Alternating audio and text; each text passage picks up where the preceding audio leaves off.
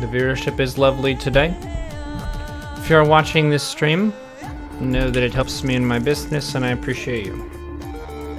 Even if you're not in the chat, but if you are in the chat, press 7.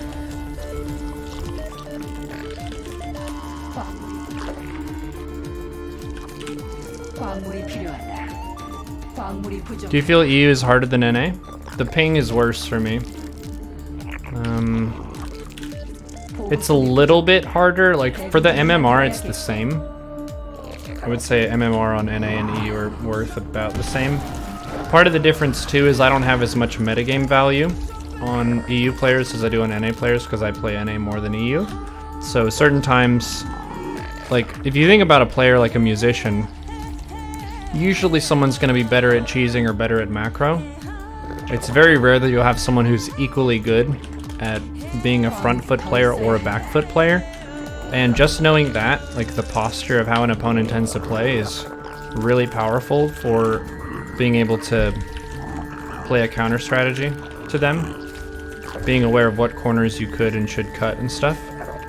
So, like that last opponent, they get a mark in the cheesing column, so I'll remember that next time we face. Doesn't mean they're necessarily going to cheese every time, but it does tell me they know how to execute a powerful all-in.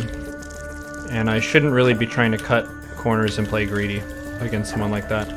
It's better to just play safe and solid.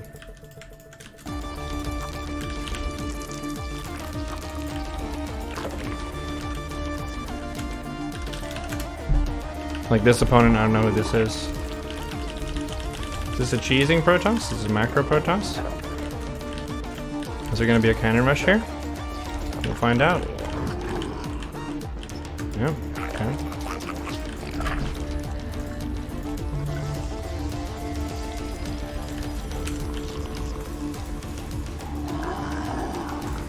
기지가 공격받고 있다.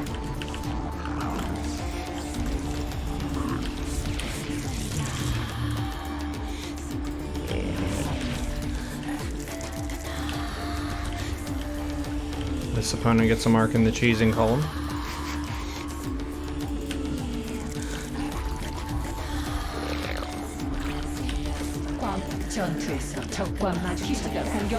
Oh, there's a zealot as well, okay. This opponent gets 2 marks in the cheesing column.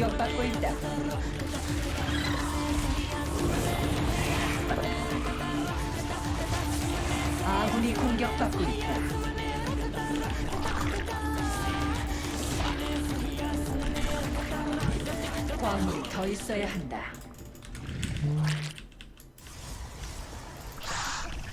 They're quite good at this.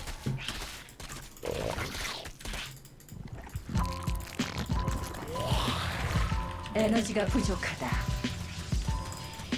Stargate there.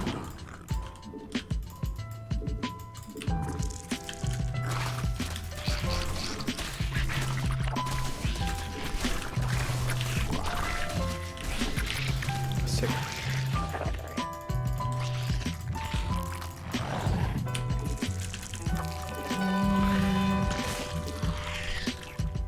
진화를 완료했다. I don't think I can hit that pylon. No. I could kill one of the cannons, but I feel like it's not really worth it.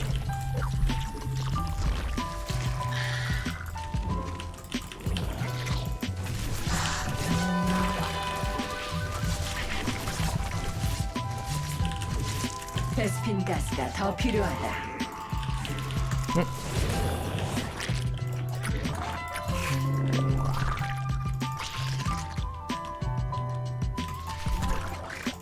Oracle? Yep.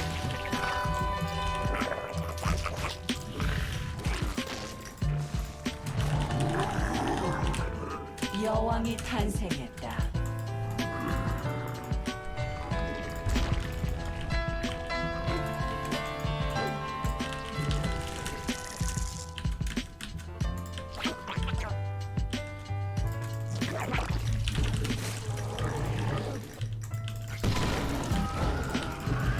전투에서 적과 마주쳤다.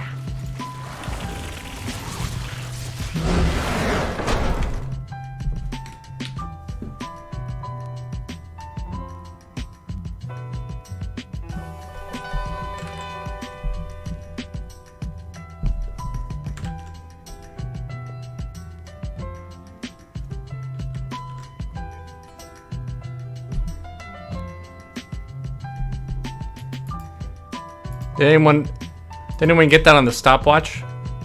What was the time from the point when the Nidus sound went off to when they disconnected? I know correlation does not necessarily imply causation, but...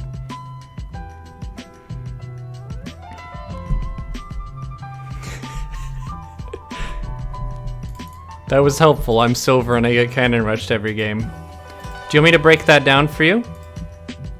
In detail, so I articulate my thought process? Ladies and gentlemen.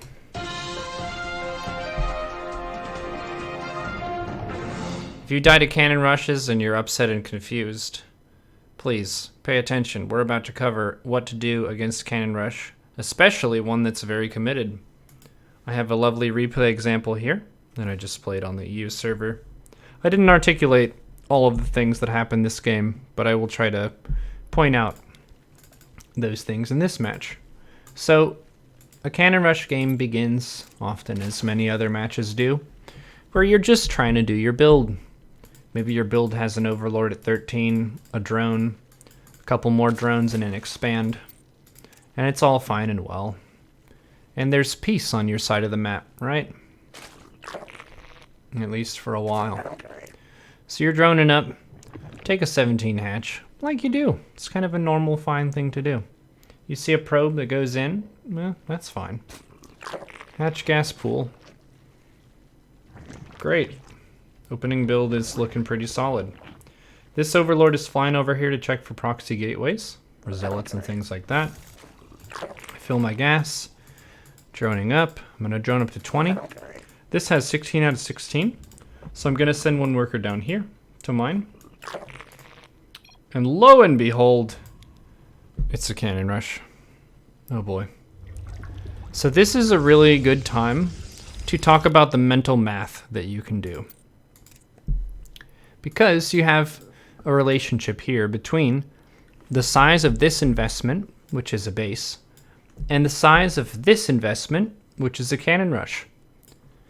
There's a point where the opponent invests more than the base, and it makes sense to just say, fine. You want to invest this many minerals to put a cannon contained there, and have no cyber core and no base on your side of the map? That's fine. I will give you this ground because you have invested so heavily in taking it.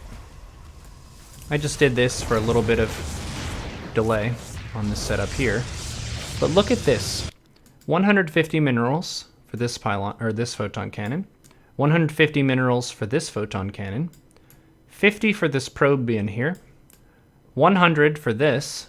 So we're already just from this alone at 450. Sorry, this is 400. This is 450, and then there's another 2 happy buddies here. This is a big investment.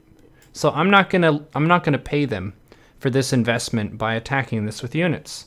I'm gonna put my units in their base with the Nidus network. So I'll show you here. Basically, you should think of your Zerg like a river that's trying to flow outward because you have a lot of energy. There are a lot of units that are working hard. And the opponent has constructed a dam. And you might think to yourself, well, damn, I'm upset. That's fine. But that allows you to concentrate the pressure of your units and then apply that through an underground tube into their base. This is the Nidus in action. So look here. I can only mine on 1 gas. Okay. So I have to work with 1 base mineral and 1 gas. I'm going to take Ling speed. So I have a mineral unit that's pretty good. Speedlings are much better than slow Zerglings. And I'm making a Roach Warren, just so I can make another pretty cheap unit. Taking my lair after 1 queen. Want to make sure my injects are working constantly. And I did make a few speedlings, or just a few lings from my second base to get a little bit of value. And also apply a little bit of pressure toward my opponent. This isn't really the most necessary part of the build. This is kind of like being fancy with some micro and stuff. The most important thing is having a really quick progression of getting a fast lair, even oversaturating the space a little bit to squeeze out a few more minerals. I am going to need 1 drone to be the Nidus network, so going over 16 is good here. I was thinking about trying to use the spine to attack this. Sometimes you can. There's like an angle where you could kill the pylon, but this is going to be covered. So I'm just going to put it back. I'm going to try to defend the zealot here. Want to make sure that I don't go into the cannon.